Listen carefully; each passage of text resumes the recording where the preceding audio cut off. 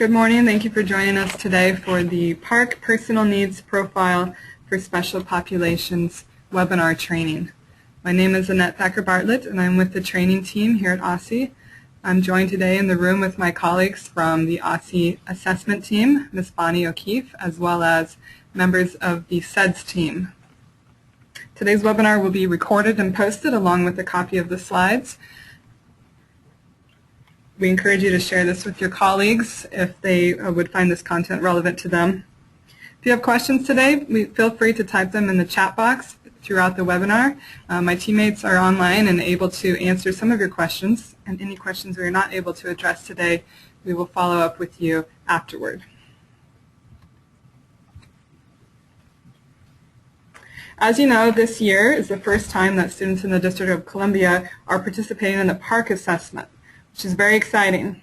Of course, with this transition, there are a lot of aspects of the test and those changes that have to be considered. One exciting change is that there's many more features, including accessibility features and accommodations that are available to students, but with that comes a new learning curve of how to prepare students to use those and how to ensure that they are available when the time for the test comes. Today in our webinar, we're going to talk about just briefly what the accommodations and features are that are available and clarify the difference between those accommodations and accessibility features. We are also going to talk about what's in PARCC for accommodations and features versus what is in SEDS, and hopefully clear up any misunderstandings there, as well as clarify the documentation requirements for using those accommodation features by special populations. And by special populations, I mean students with IEPs, students with 504 plans, and students with English language learner plans. Today's webinar, a lot of it will emphasize students with IEPs, as we will talk quite a bit about SEDS, but generally speaking, most the principles and things that we talk about with PARCC are also for students with 504s and ELL plans. And a main part of today's webinar will also be tips and guidance on how to complete the actual personal needs profile. Let's start with a quick overview of the PARCC accessibility system. Hopefully you have seen this manual before and dug into it a little bit. This manual is the official PARCC accessibility features and accommodations manual. It's been revised a few times over the past few years by PARCC. The most official and updated version was published in November of last year, and that is the official version that we use here at OSSE to determine the accommodations that are appropriate to use on PARCC, as well as the accessibility features. So if you have not ever browsed through this manual, we encourage you to go to the website and download a copy. This will be your Bible for referencing back to, especially during those IEP team meetings if you're trying to determine whether or not it's appropriate to give a particular accommodation.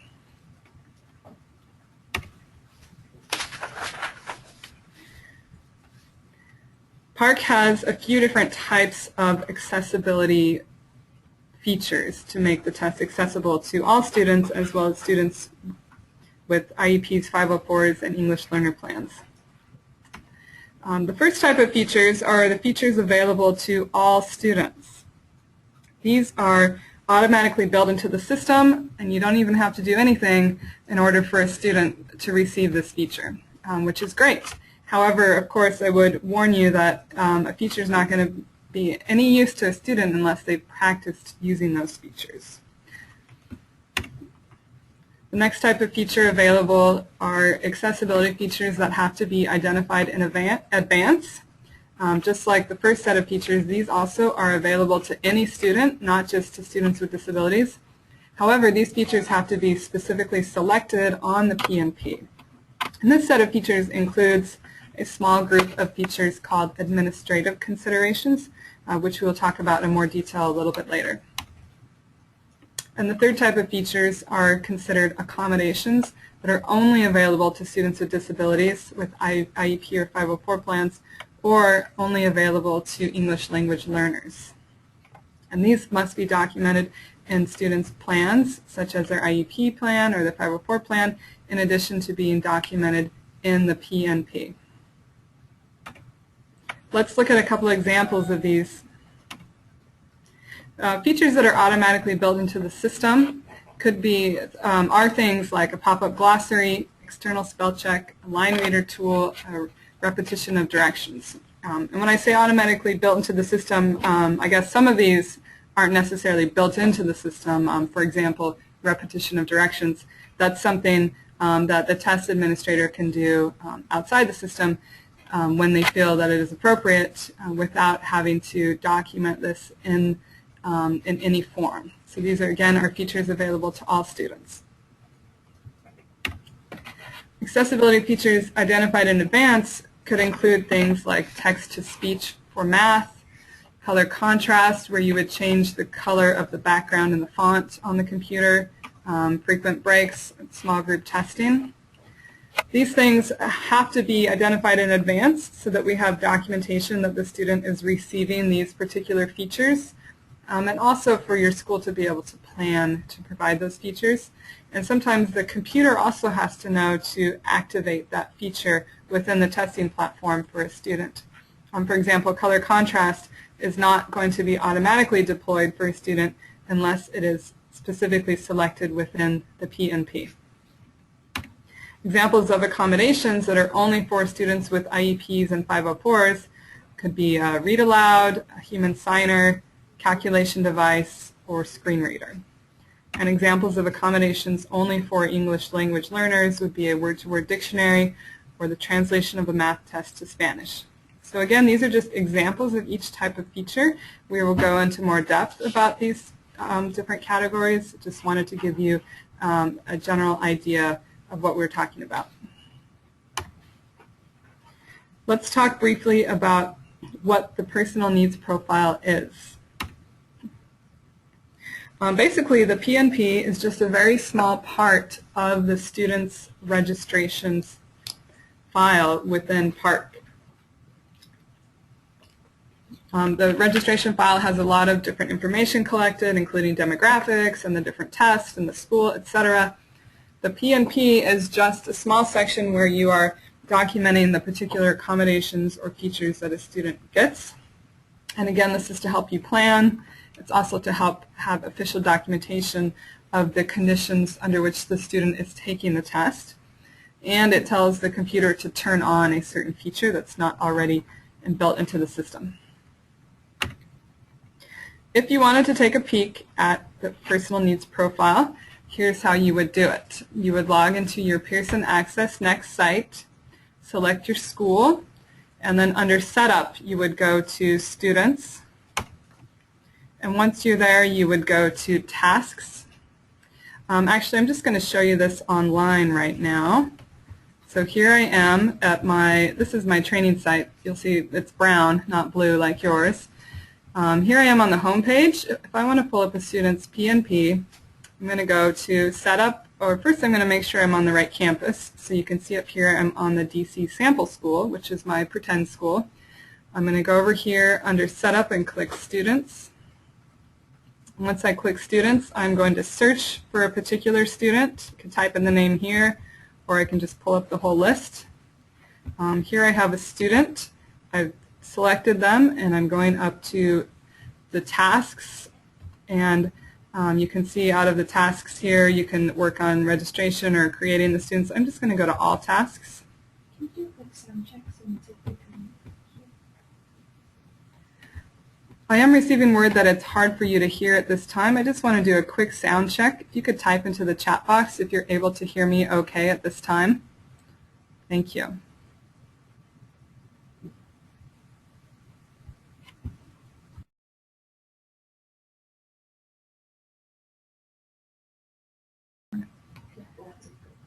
Great, thank you for that sound check. It sounds like we're doing okay for most people. If you are having trouble with sound, you probably want to check your own connection. You could also log out and log back in. And again, we will be recording this. So here I am on my student's registration page. This page, with registration, this will already be filled in. Again, this tab also should be filled in as part of registration. It's not until I get over to tab 4, where it says Manage Student Tests, that I actually get to the place where the PNP exists.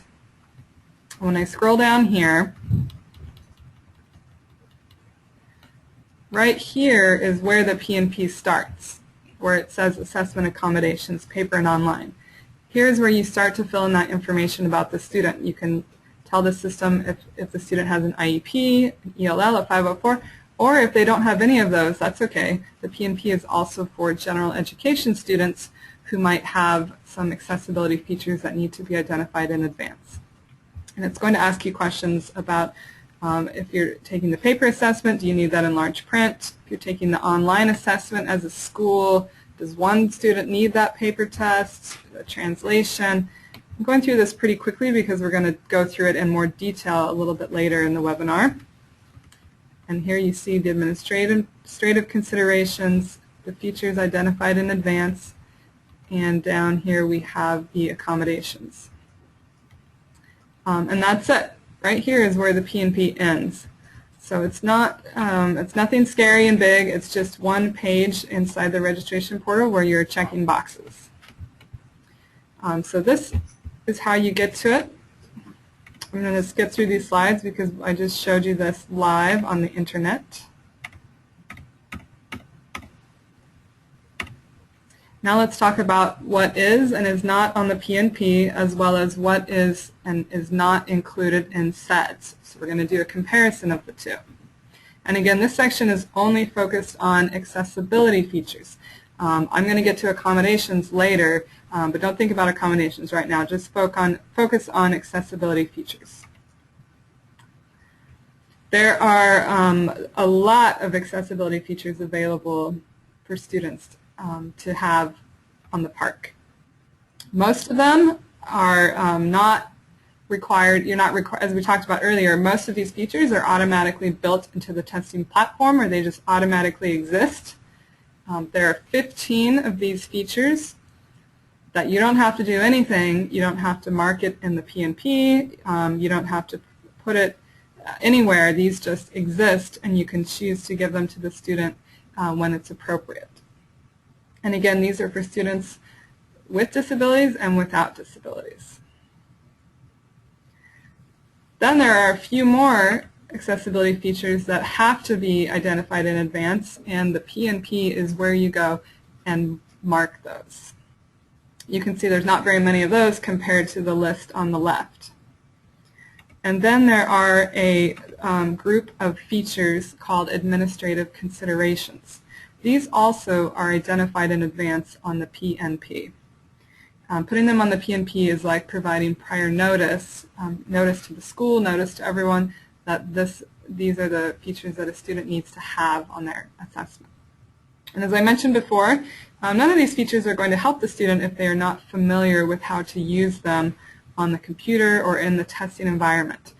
Pearson has provided a number of tutorials and practice tests, and hopefully your students are able to go in and practice those features so that they really will be, so that the features really will be helpful on the day of the live test.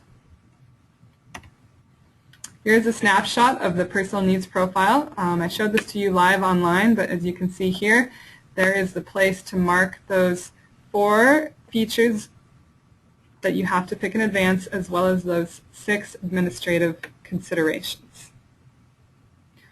So out of this entire list, this is the only part of the PNP that has to do with that. Now let's go back to this list, and I want to connect this to SEDS. Out of all the features on the in the left-hand column, out of those 15, only 5 of those are captured as accommodations in SEDS and on the finalized IEP.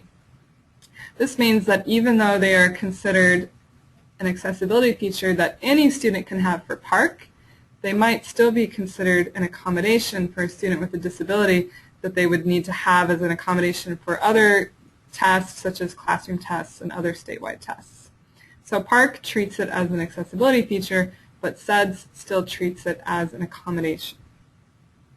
And on the right, out of those 4, 3 of them are also in SEDS and available for selection there.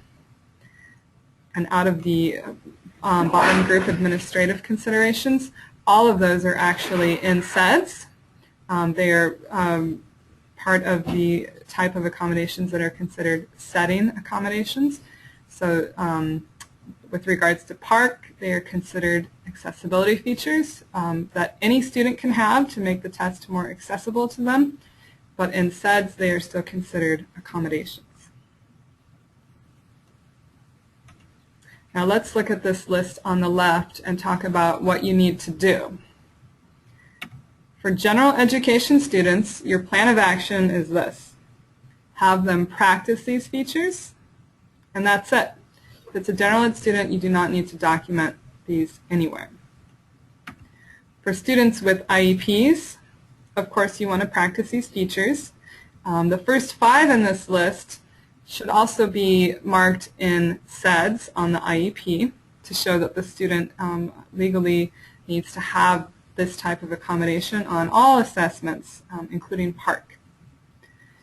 For 6 through 15, there's no documentation required for those because the PNP doesn't have you document it and SEDS doesn't have a place to document it because these are not considered accommodations. There is an exception though. If you think one of these truly is needed for a student because of their disability and they're going to need it on all assessments throughout the classroom, all statewide assessments, then you should put it in the other box in SEDS to guarantee that the student gets it on other assessments. But for PARCC, they're going to get it automatically. Now let's look at the right-hand side of that list. These are accessibility features and administrative considerations, most of which are also captured in SEDS and on the finalized IEP. What do you do if a general education student needs one of these? Well, again, they're going to practice using them, and this time you need to document them on the PNP for the general education student. Of course, SEDS has nothing to do with these students. They do not have an IEP, but you do need to document these on the PNP. For students with IEPs, you need to document all of these in red on the finalized IEP by selecting them in SEDS, except for that number 4, the color contrast. That one does not have a home in SEDS, so you can definitely still give it to the student by selecting it on the PNP, but it's not necessary to put it in SEDS. So hopefully this clears up a little bit of the confusion about what's in SEDS and on the IEP versus what PARCC wants you to document for taking the PARCC assessment. And let's just summarize what we talked about. So not all accessibility features are captured in SEDS. In fact, only 8 out of the 19 that I showed you from that list are in SEDS, whereas all 6 of those administrative considerations are in SEDS. Why? Why is it like this? Well, when SEDS was updated, they updated it to ensure that any accessibility feature that was previously considered a DC CAS accommodation still remained available to select for a student with disability. And that is because even though PARCC treats it like an accessibility feature, on the IEP it is still considered an accommodation which can be used for other statewide assessments such as health and science as well as classroom assessments. So it was important to keep those in SEDS. There are other accessibility features not in SEDS, as you saw, that provides general accessibility to the test. And we saw that the list of those that are not in SEDS, but a student can still have them. If the student's disability truly requires one of those accessibility features to be provided as a true accommodation needed for other assessments, then you would add it in the other box on the IEP.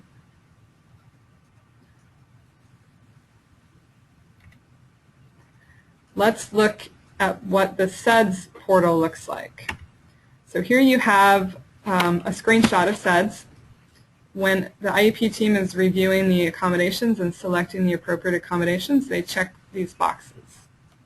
You can see here the names in SEDS are not exactly the same as the name given in PARCC, but they are equivalent accommodations.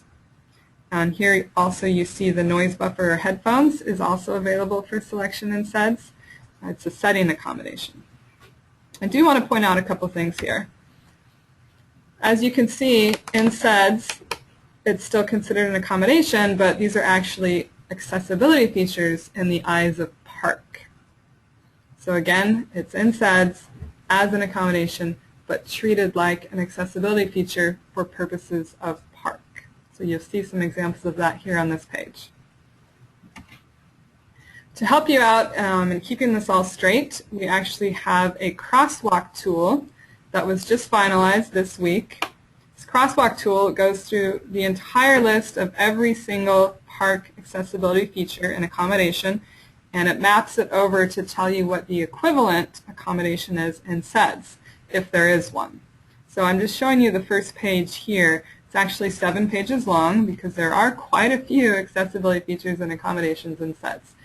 So this document is going to be available later today online on the OSCE PARCC resources page at the link I have shown you here. So watch for that online later, and we will also email you a follow-up email after this webinar to let you know when it's there. So we just finished talking about accessibility features, and now we're going to move on to talk about accommodations, which are only for special populations. And we are going to look at what they look like on the PNP and also take a look at them in SEDS. There are 4 distinct groups that can receive accommodations in PARCC.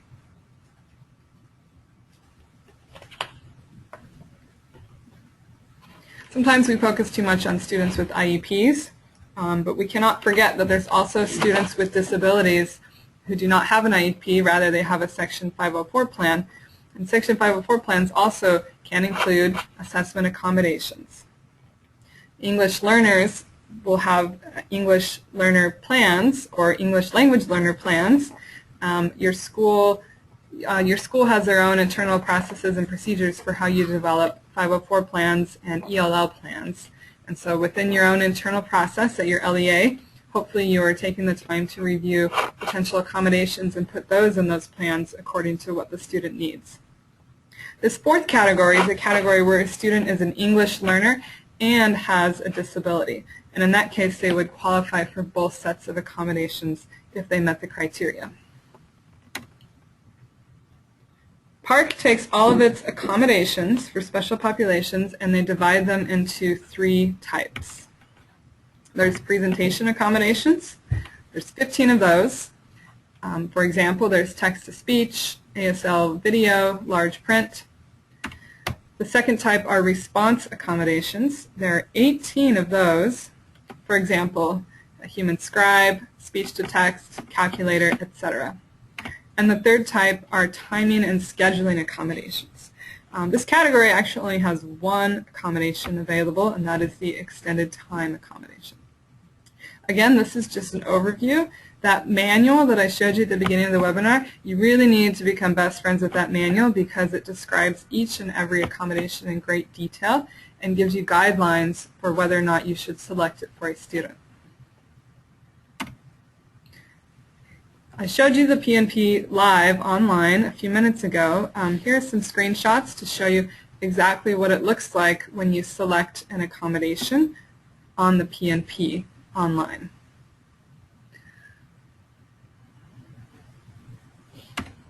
And continued. Here's the part of the PNP where you select presentation accommodations and response accommodations.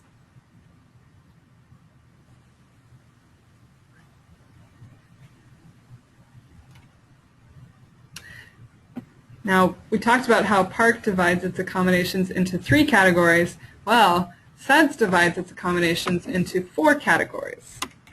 Presentation. Some of these align to PARCC as accommodations, and some of these PARCC actually treats as accessibility features. Response accommodations.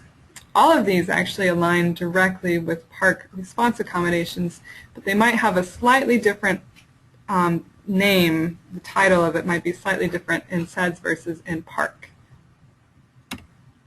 Timing and scheduling accommodations. One of these is the PARCC extended time accommodation, but several of these actually are considered administrative considerations in the eyes of PARCC, so they're available for all students, not just students with disabilities. And the 4th category in SEDS is setting accommodations.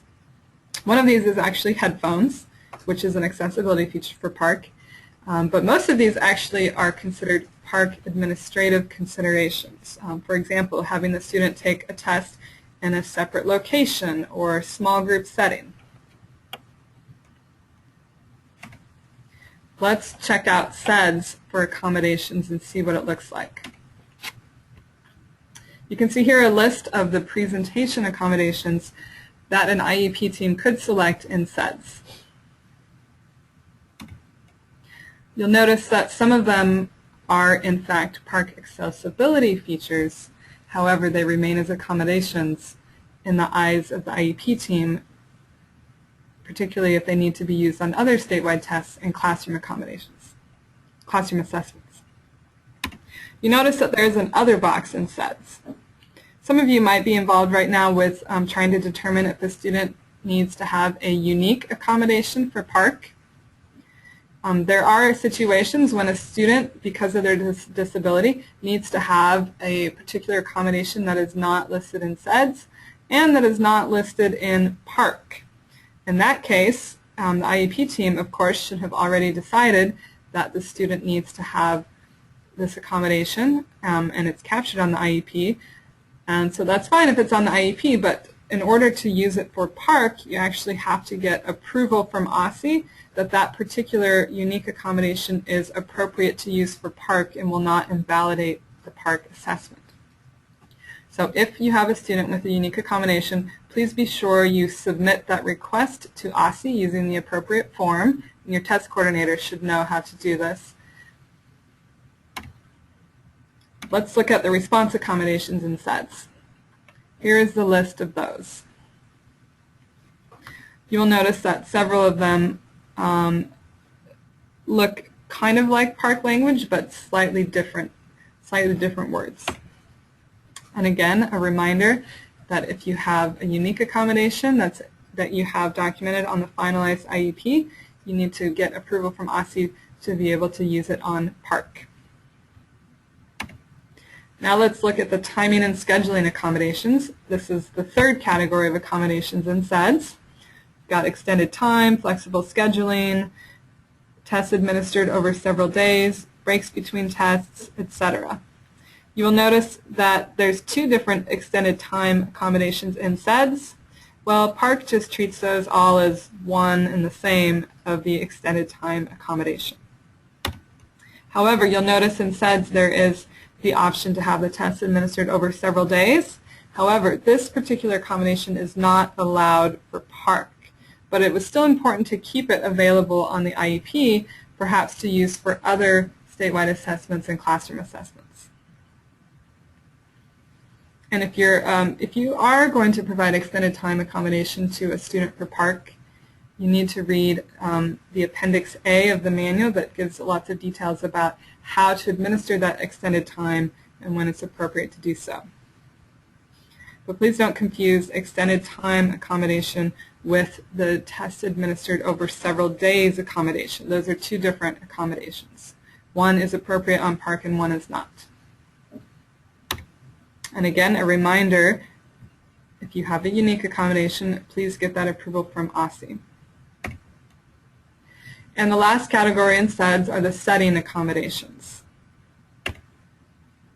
All of these are actually considered administrative considerations for PARCC. So they are not accommodations in the eyes of PARCC, and any student can get them. Any student can have small group testing, a different location, special furniture. The school just has to put that in the PNP for those students, and they have to put it in their test plan how they're going to figure that out for the small groups and separate location, etc. But in SEDS and on the IEP, these particular features are still considered accommodations. But when you mark them in the PNP, they are marked as administrative considerations. Now, if I haven't confused you enough, now we'll talk about documentation. Here we have two students. Joey has an IEP and Ava has an ELL plan. What documentation is required for these students to have accommodations on PARCC? Well, for Joey, the first thing that has to happen is his IEP team has to decide which accommodations he is entitled to receive because of his disability.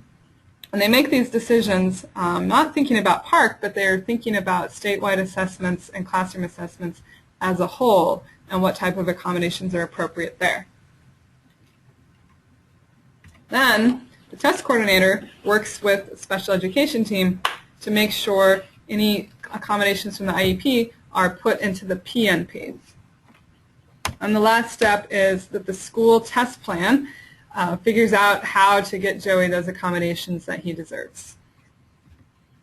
So that's 3 separate types of documentation that has to happen. Now for Ava, very similar process happens. Her school team makes decisions about what's appropriate to give her for accommodations because she is an English language learner. And they put those in her ELL plan. Then for PARCC, the test coordinator makes sure that all of those accommodations are put into Ava's PNP. And lastly, the school makes sure that their test plan has figured out how to give Ava her accommodations.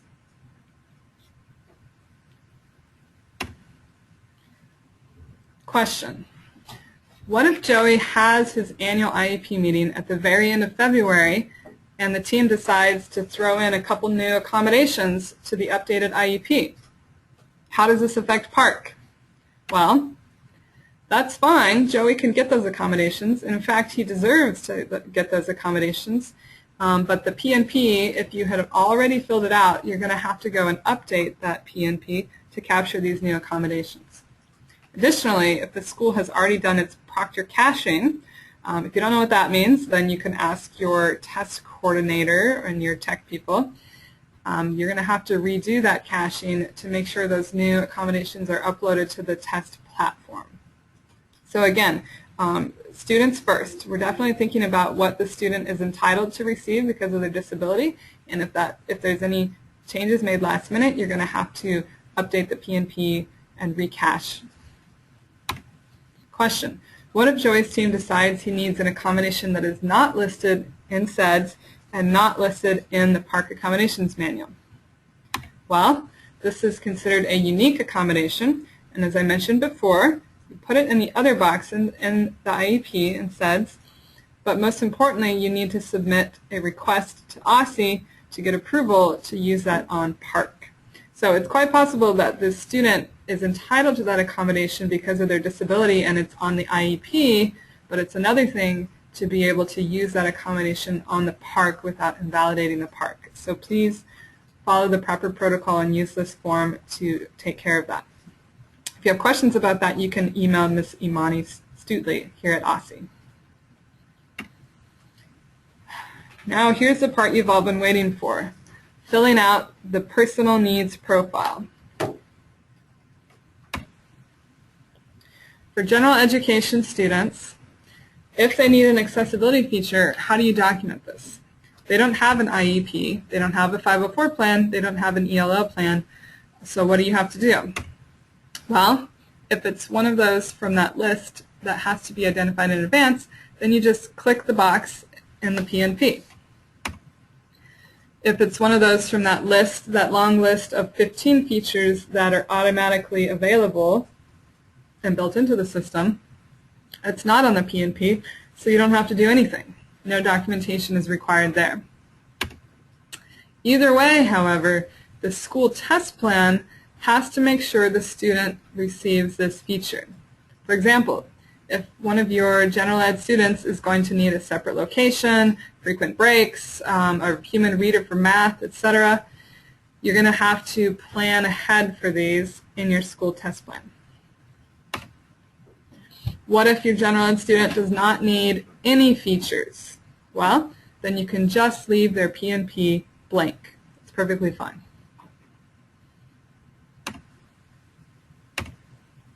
A couple tips. Before you fill out the PNP, you have to have the student registered.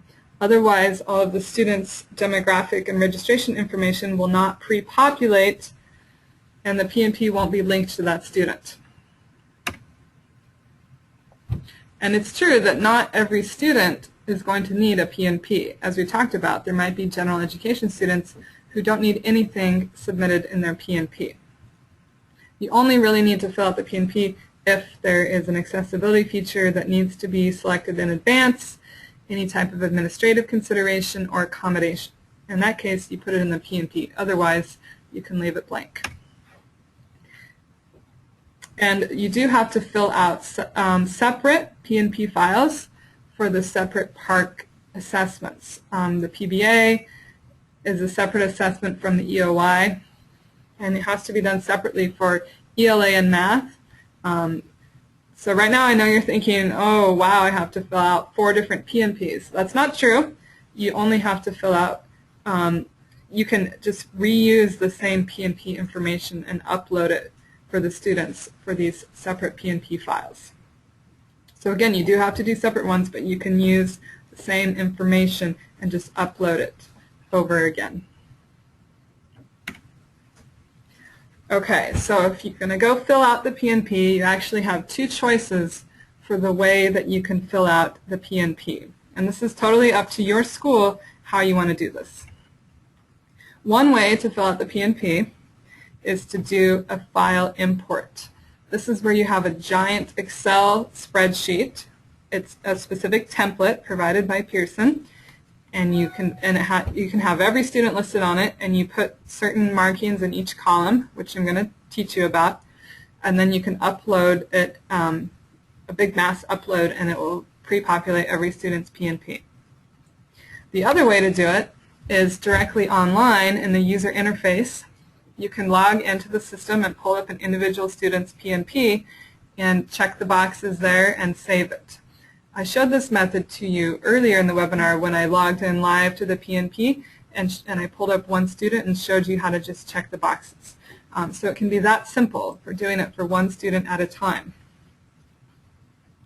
Depending on the size of your LEA and how many people are involved in filling out the PNP, one of these methods might be preferable over the other, depending on your situation. So you and your LEA and your school need to kind of talk about this and decide how you want this to be done.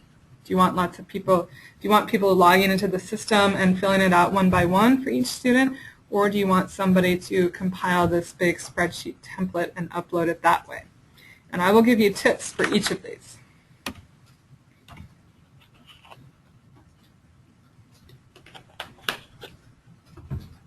Let's say you're with a smaller LEA and you've decided that you'd like to just go in online and fill out the PNP individually for each student. Now, if it's a student with a disability, the test coordinator is going to need to work together with the special education coordinator to make sure every accommodation in the student's IEP makes it into the PNP. There's a couple different ways you can do this. One solution could be that both the test coordinator and the special ed coordinator both have the ability to log into Pearson portal and they tag team to fill out those PNPs. Maybe they split up the students. Okay, you do these students, you do these. They just fill it out online. Another way to do it is perhaps the test coordinator wants to be the one to go online and do it, but they want the special ed staff to provide them with the information to put so that they know which boxes to check online. In this case, we've actually made a tool that might be helpful to you. We have a paper checklist that simulates the online PNP. So for example, if the test coordinator could go to a special ed teacher and say, hey, I'm about to fill out the PNP for Bobby. Can you tell me what I need to include on the PNP for Bobby to make sure his accommodations are in there? The test coordinator could hand this piece of paper to the special education teacher who could check the boxes on the paper, give the paper back to the test coordinator. Then the test coordinator can go online and click all the right buttons and fill out the PNP online. Now, this is definitely not required. Do not have to involve this piece of paper at all. We simply are going to provide you with this piece of paper checklist in case you find it helpful. And this is what it looks like. Basically, it takes the online PNP portal and it just shows all the boxes, and you can just check the box, and then the person will know exactly what to type into the online portal. Again, this is not the actual PNP, it's just a piece of paper. and it's not required. Nobody has to use this piece of paper, but if it would help you in your LEA to coordinate how to fill out the PNP, if you're doing it one student at a time, then you're welcome to use it. And this will be available for download on the PARCC PARCC Resources page later today.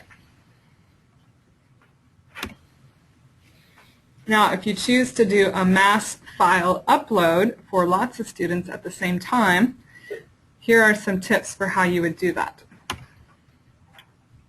The PNP data file allows a user to upload lots of data for lots of students all at the same time.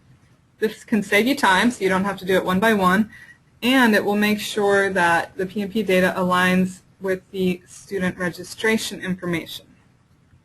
The way you do this is in 3 basic steps. First, you go online and you export all of the student registration data into an Excel spreadsheet. And then you take that spreadsheet and you fill in the PNP data fields in very specific columns using very specific formatting, which I will show you. You fill it all out, and then you upload it back into Pearson Access Next. And then you're done. That's it. So you download the student registration data, fill out the columns, load it back in. Now, this particular spreadsheet that you're going to download and upload, it has very specific columns with very specific items so that the computer knows exactly what to populate. It's got a lot of columns. Columns A through M are all of that student registration information that's actually going to be pre-populated when you export it from Pearson Access Next. So you are not going to have to spend time typing in the student's name and their birthday and their USI and all of that. That's already going to be pre-populated in the spreadsheet when you download it. Then the next few columns will be where you mark if they get an administrative consideration. Then you'll mark any accessibility features, then different types of accommodations, and that's it. That's what you will put into the columns in this spreadsheet. So let's look at each of these in a little bit more detail. Here are the first columns, A through M. Again, these will pre-populate when you export from the Pearson site. Let me just show you how to do that really quickly. I'm going to go live to my Pearson portal. Let's see here. Here I am inside of my Pearson Access Next portal. And if I go over here under Setup, I want to select Import Export Data. I select that. Oops, got to sign in. Here I am under Setup, Import Export Data. Under Tasks, I'm going to select Import Export Data. I'm going to select that, and then I'm going to hit Start. And here I will be able to export my student registration.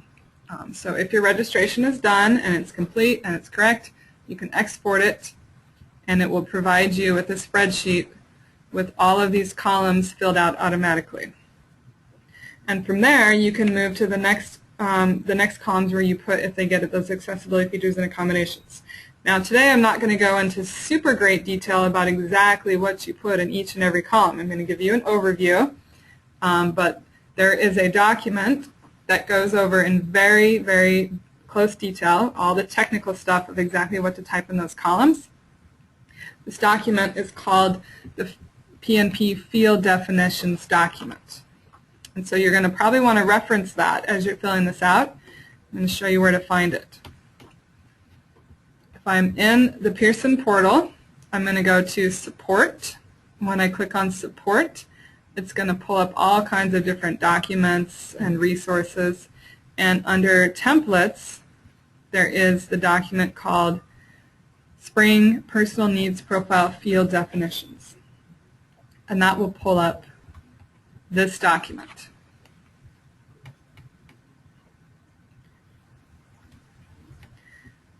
The next few columns, N through S, is where you decide if you're going to give a student an administrative consideration. And again, these are available to all students, general ed, special ed, English language learners, etc. So here I have a snapshot of what the spreadsheet is going to look like. for Susie, Billy, and Joey. If they're going to get that feature, you put a capital Y. If they don't get that feature, you leave it blank. It's that simple.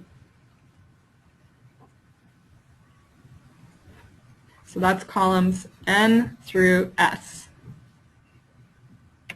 The next set of columns, T, U, V, and W, are for accessibility features that you have to choose in advance. So remember, out of those 19 accessibility features, there's only 4 of them that you have to select in the PNP. All the other ones are automatically available in the system.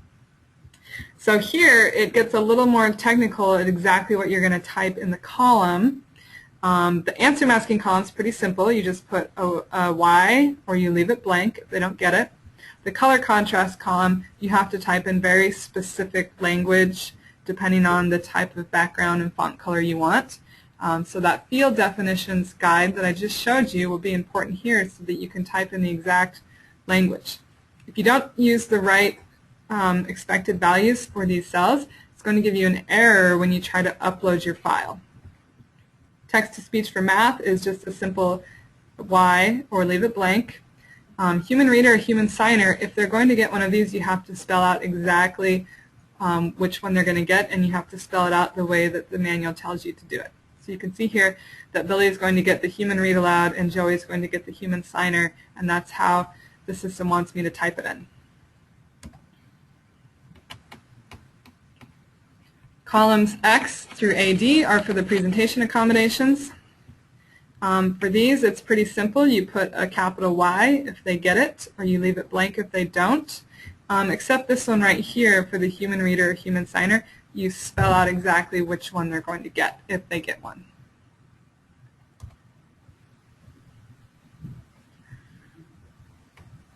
Columns AE through AL are for the response accommodations. And again, some of these you just put a capital Y or you leave it blank. But some of them you have to type in very specific words depending on what accommodation they're going to get. And again, this is all spelled out in great detail in the field definitions document. The next few columns are for English learners. If your student is not an English learner, you would just leave all of this blank. If they are an English learner, and if they will get some of these accommodations, you type into the box exactly what the manual tells you to type in. Here is an example. Billy's going to get his directions read aloud in his native language of Portuguese, and Joey's going to get his read aloud in Vietnamese. Over here, if they're going to get a translated math assessment with the text-to-speech feature, if they want it in Spanish, you put SPA here. And those are only available in Spanish or English. We don't have all the languages for those like we do over here for the directions read aloud. Then there is the extended time column. It's the second to last column. If they're going to get extended time, you have to say what type of student they are. If they're an EL student, an IEP 504 student, or both. Or otherwise leave it blank if they do not get extended time. And then this brings us to the very last column in the whole spreadsheet. This column is very important. If you don't fill this out, you're going to screw up the whole thing and it won't upload. But it's really easy to fill out. All you do is you put a capital Y in every student's box. That signals that you are have completed filling out that particular student's record. So don't forget. A couple quick tips as we are wrapping up. A checklist. Before you try to go do the file import, here's a couple things that you want to consider. Obviously, you need to have a user account for Pearson Access Next. And please make sure that your organization and your school and that all your students have been imported into Pearson Access Next. The registration is set, especially all of the required things in registration. You got to get that all set before you try to fill out the PNP spreadsheet. Otherwise, you're going to get really frustrated and have lots of errors. Another important thing to note, do not delete the header row of the spreadsheet, and you need to save it as a CSV file extension for it to work smoothly. So a couple tips here. Also, another tip from the experts, Excel likes to mess with you when it comes to leading zeros. There's a couple columns where you might have a leading zero that you're going to have to watch out for. For example, your LEA and your school ID is supposed to be 4 digits long. If it has a leading zero, Excel is going to play a trick on you and try to auto-reformat that. So you're going to have to go back and fix that, which you can easily do by customizing the column to provide 4 digits. The other one that might trick you is the birth date. The PNP file requires the birth date to be formatted in a very particular way with the year first. Excel is going to try to switch that up on you, so you need to make sure that you customize that column to be the way that PARCC and Pearson and the PNP want it to be. Another helpful hint is a way that you can save the spreadsheet and then also save it as a CSV file. If you make mistakes, you can fix it and then resave and resave just to save yourself some hassle. There's a lot more tips and tricks available in much more in-depth training guides and manuals that Pearson has on their website. Let me just show you where that is. Hopefully you have access to the PARCC training website where there's all these different modules.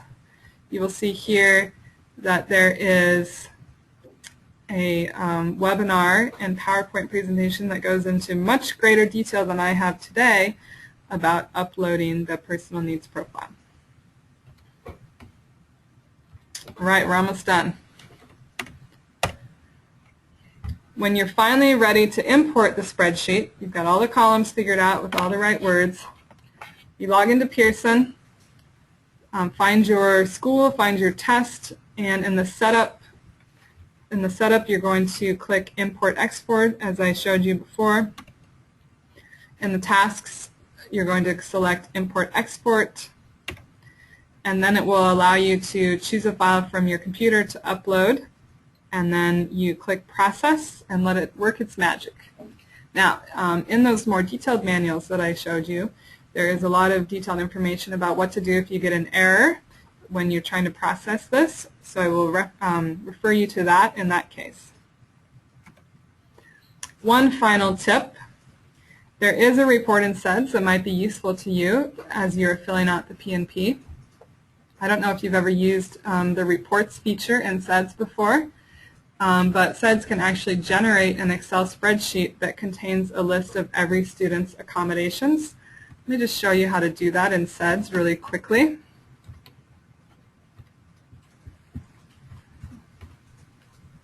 So if I'm going to go log in to SEDS,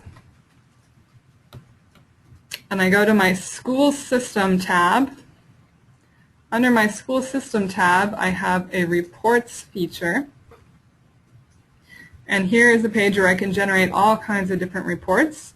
Right here in the list you see a report feature for DC State Assessment Accommodations spreadsheet. This will create a magical spreadsheet for you that lists every single student that has an accommodation and what all of those accommodations are. So this can be actually really helpful to you to kind of cross-check what you're putting in the spreadsheet to make sure that you're getting their accommodations. Here is an example of what some of the information that you'll get when you generate that report. I have 2 students here in the report. You can see that for Taylor Swift, she has 6 different accommodations on her IEP, and they are listed here as you would see them when you generate this report. And LeBron James, he has 5 accommodations he's going to get on all of his assessments according to his IEP. And again, these are accommodations in a student's finalized IEP that was finalized in the system. There might be a couple accommodations that you filled out on a piece of paper that was uploaded behind the IEP in the case that it wasn't available in SEDS prior to the updates in SEDS. In that case, you'll need to make sure those are included as well. Now, I'd just like to point out, for Taylor, some of her accommodations actually are considered accessibility features in the eyes of PARCC. And so you'll just make sure that those are marked in that spreadsheet you're filling out for the PNP. And there's a couple administrative considerations in there as well. For LeBron, you'll notice that some of his is using old language that was left over from the time of DC CAS. This is probably because this IEP was finalized last year sometime before SEDS updated to include PARCC language. And that's fine. You do not have to go and amend LeBron's IEP. It's fine the way it is. You're just going to make sure that when you go fill out the PNP, you select the accommodation that's equivalent to the one listed here. So for example, calculator, when it says calculator here, on the PNP it will say calculation device. When it says dictated response to examiner here, in the PNP you can choose if it's going to be the human scribe or the speech to text or one of those equivalent accommodations that are available through PARCC. And if you have further questions about this, you can definitely submit those questions in the OSSI support tool for those of you that are the LEA special education point of contacts at your schools. Question, can I use the same spreadsheet to upload for separate PNPs for the two separate PARCC assessments? Yes, you can use the same file. You can just import it twice, once to each assessment. And you do not have to change anything when you import it. It can be the exact same spreadsheet. The only time you would change something is if something actually changed for a student between the PBA and EOY. For example, if they had an accommodation added, then you would have to change that Excel file before you uploaded it. Otherwise, you can use the same one. So that's good news. Additional resources as we are wrapping up. PARCC has a lot of things that they can help you with. Sometimes your first instinct is to call OSSI or email OSSI when you have questions, but sometimes those questions OSSI can't actually answer because they have to do with the PARCC testing platform. They have to do with Pearson Access Next. So in those cases, when it's appropriate, you would be better off calling Pearson Online Support and Resources instead. You can call them, you can email them. If you have complaints about their customer service, however, we definitely would love to hear from you about that. Today's webinar will be recorded, and the slides will also be posted. It's going to be on the Testing Accommodations page on the OSSI website, and we will link it to the PARCC resources page on the OSSI website. So that's where you can find this. And of course, we love it when you refer a friend and have them listen and tune into this resource as well. And finally, if you have questions about the OSSI can help you with, anything about PARCC readiness, you can contact your Next Generation Assessment Ambassador. For those of you that are test coordinators, hopefully your ambassador has been in touch with you and you are able to email them and have them assist in answering your questions about PARCC readiness. Also, if you have a specific question about the PNP, please contact Mr. Torin Kagwima here at OSSI. He is happy to assist you and is going to be able to help with a lot of technical information as well about the PNP and registration. And any questions specifically about SEDS, please submit a ticket in the OSSI support tool. Again, thank you for joining us today. We truly appreciate it. We are going to stay on the line to continue to answer questions that you type in the question box. And if we aren't able to answer questions now, we will follow up with you later. And thank you and have a great day.